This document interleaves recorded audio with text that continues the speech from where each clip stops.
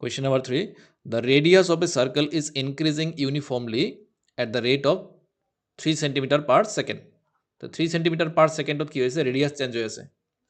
তার মানে দিয়ে আছে কি dr/dt দিয়ে আছে এটু কিমান দিয়ে আছে 3 cm per second পার সেকেন্ডত 3 cm কে ইনক্রিজ হয়েছে নেক্সট কি দিয়ে আছে find the rate at which the area of a circle is increasing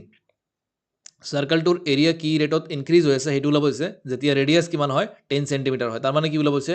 dA/dt ওলাব হৈছে টাইমৰ ৰেসপেক্টত এৰিয়া কি হিচাপত চেঞ্জ হৈ আছে সেইটো ওলাব হৈছে আৰু কেতিয়া যেতিয়া ৰেডিয়াছ কিমান হয় ৰেডিয়াছ 10 সেন্টিমিটাৰ হয় এইখিনি ওলাব হৈছে আমাক কোৱেশ্চনটোৰ মতে তো প্ৰথমতে আমি কি কৰি ল'ম সাৰ্কেলটোৰ ৰেডিয়াছ ধৰি ল'ম let R be the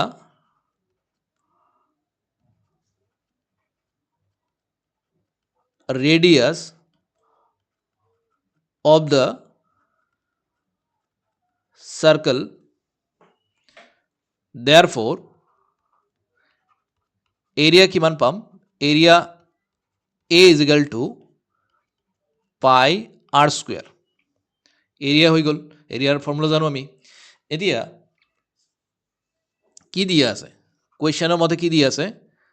কোৱেশ্চনৰ মতে dr/dt given কিমান 3 সেন্টিমিটাৰ পাৰ সেকেন্ড দিয়া আছে ওলাব কি লাগে dA/dt ওলাব লাগে so dA/dt dt of a কিমান আছে a হল আমাৰ পাই r স্কয়াৰ ইয়াক যেতিয়া ডেৰিভেটিভ কৰিম পাই যাব বাহিৰত কাৰণ কনস্ট্যান্ট টাৰ্ম হয় তো dt of r স্কয়াৰক ডেৰিভেটিভ কৰিব যাতে চেইন ৰুল ইউজ কৰিব লাগিব তো চেইন ৰুল ইউজ কৰিলে কিমান পাম আমি twice r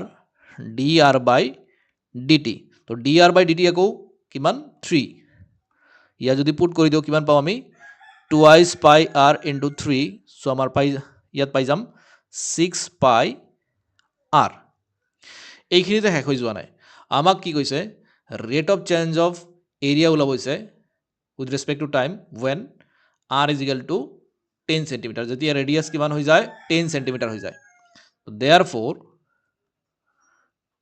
rate of change of area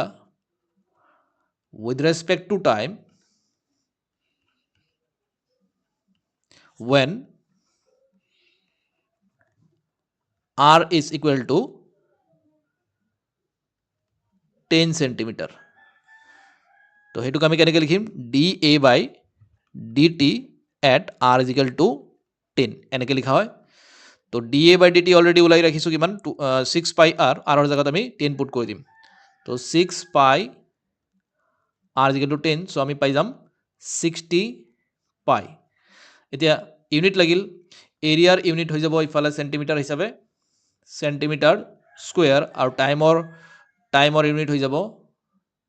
second তো ফাইনাল ৰিজাল্ট কি আহি যাব আনসাৰ আহি যাব 60 পাই সেন্টিমিটাৰ স্কয়াৰ পাৰ সেকেন্ড